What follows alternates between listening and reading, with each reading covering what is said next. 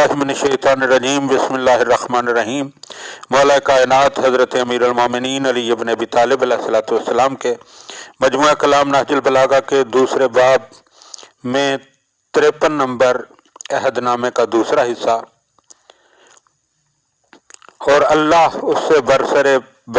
बेकार रहेगा यहाँ तक के बाज आए और तौबा कर ले, और अल्लाह की नेमतों को सलब करने वाली और उसकी अकूबतों को जल्द बुला देने वाली कोई चीज़ इससे बढ़कर नहीं है कि जुल्म पर बाकी रहा जाए, क्योंकि अल्लाह मजलूमों की पुकार सुनता है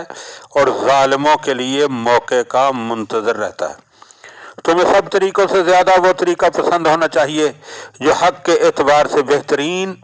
इंसाफ के लिहाज से सब को शामिल और रियाया के ज़्यादा से ज़्यादा अफराद की मर्ज़ी के मुताबिक हो, क्योंकि अवाम की नाराज़गी ख़ास की रजामंदी को बेअसर बना देती है और ख़ास की नाराज़गी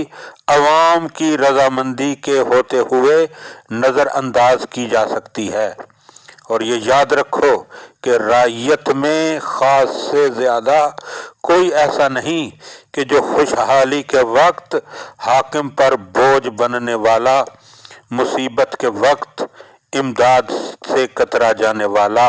इंसाफ पर नाक भूं चढ़ाने वाला, तलब व सवाल के मौके पर पंजे झाड़ कर पीछे पड़ जाने वाला, बख्शिश पर कम शुक्र गुजार होने वाला, महरूम कर दिए जाने पर बमुश्किल उज़र सुनने वाला और ज़माने की इब्तलाओं पर बेसब्री दिखाने वाला हो। और दीन का मजबूत सहारा मुसलमानों की कुव्वत और दुश्मन के मुकाबले में सामान दिफा यही उम्मत के अवाम होते हैं। लिहाजा तुम्हारी पूरी तवज्जो और तुम्हारा पूरा रुख उन्हीं अवाम की तरफ होना चाहिए, और तुम्हारी रियाया में सबसे ज़्यादा दूर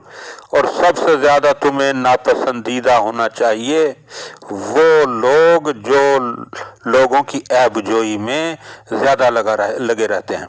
क्योंकि लोगों में ऐब तो होते ही हैं। हाकिम के लिए इंतहाई शायान ये है कि उन पर पर्दा डाले, लिहाजा जो ऐब तुम्हारी नज़रों से ओझल हों उन्हें ना उछालना, क्योंकि तुम्हारा काम उन्हीं ऐबों को मिटाना है कि जो तुम्हारे ऊपर जाहिर हों, और जो छुपे ढके हों उनका फैसला अल्लाह के हाथ में है। इसलिए जहां तक बन पड़े ऐबों को छुपाओ, ताकि अल्लाह भी तुम्हारे इन अयूब की पर्दापोशी करे जिन्हें तुम रैयत से पोशीदा रखना चाहते हो। लोगों से कीने की हर गिरा को खोल दो और दुश्मनी की हर रस्सी को काट दो, और हर ऐसे रवैये से जो तुम्हारे लिए मुनासिब नहीं बेखबर बन जाओ, और चुगलखोर की झट से हाँ में हाँ ना मिलाओ, क्योंकि वो फरेबकार होता है अगरचे खैर खाहों की सूरत में सामने आता है। अपने मशवरों में किसी बखील को शरीक न करना कि वो तुम्हें दूसरों के साथ भलाई करने से रोकेगा और फ़क्र अफलास का खतरा दिलाएगा, और ना किसी बुज़दिल से मुहिम्मात में मशवरा लेना कि वह तुम्हारी हिम्मत पस्त कर देगा, और ना किसी लालची से मशवरा करना कि वह जुल्म की राह से माल बटोरने को तुम्हारी नज़रों में सजा देगा। याद रखो कि बुखल, बुज़दिली और हिर्स अगरचे अलग अलग खसलतें हैं, मगर अल्लाह से बदगुमानी इन सब में शरीक है। तुम्हारे लिए सबसे बदतर वजीर वो होगा जो तुमसे पहले बद किरदारों का वजीर और गुनाहों में इनका शरीक रह चुका है। इस किस्म के लोगों को तुम्हारे मखसूसीन में से न होना चाहिए, क्योंकि वो गुनहगारों के मुआवन और जालिमों के साथ होते हैं। इनकी जगह तुम्हें ऐसे लोग मिल सकते हैं जो तदबीर और राय और कारकर्दगी के एतबार से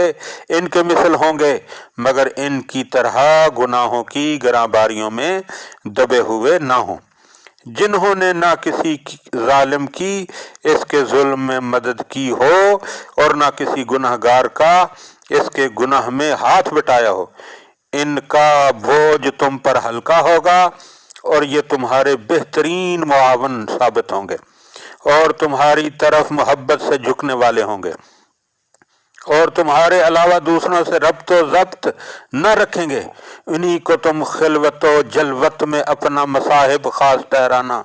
پھر تمہارے نزدیک ان میں زیادہ ترجیح ان لوگوں کو ہونا چاہیے کہ جو حق کی کڑوی باتیں تم سے کھل کر کہنے والے ہوں، اور ان چیزوں میں جنہیں اللہ اپنے مخصوص بندوں کے لیے ناپسند کرتا ہے تمہاری بہت کم مدد کرنے والے ہوں، چاہے وہ تمہاری خواہشوں سے کتنی ہی میل کھاتی ہوں۔ پرہیزگاروں اور راست بازوں سے اپنے کو وابستہ رکھنا، پھر انہیں اس کا عادی بنانا کہ وہ تمہارے کسی کارنامے کے بغیر تمہاری تعریف کر کے تمہیں خوش نہ کریں، کیونکہ زیادہ مدح سرائی غرور پیدا کرتی ہے اور سرکشی کی منزل سے قریب کر دیتی ہے، اور تمہارے نزدیک نیکوکار اور بد کردار دونوں برابر نہ ہوں، اس لیے کہ ایسا کرنے سے نیکوں کو نیکی سے بے رغبت کرنا اور بدوں کو بدی پر آمادہ کرنا ہے۔ ہر شخص کو اس کی منزل پر رکھو جس کا وہ مستحق ہے، اور اس بات کو یاد رکھو کہ حاکم کو اپنی رعایا پر پورا اعتماد اسی وقت کرنا چاہیے جب کہ وہ ان سے حسن سلوک کرتا ہو اور ان پر بوجھ نہ لادے اور انہیں ایسی ناگوار چیزوں پر مجبور نہ کرے جو ان کے بس میں نہ ہوں۔ تمہیں ایسا رویہ اختیار کرنا چاہیے کہ اس حسن سلوک سے تمہیں رعیت پر پورا اعتماد ہو سکے، کیونکہ یہ اعتماد تمہاری طویل اندرونی الجھنوں کو ختم کر دے گا، اور سب سے زیادہ تمہارے اعتماد کے مستحق وہ مستحق ہیں جن کے ساتھ تم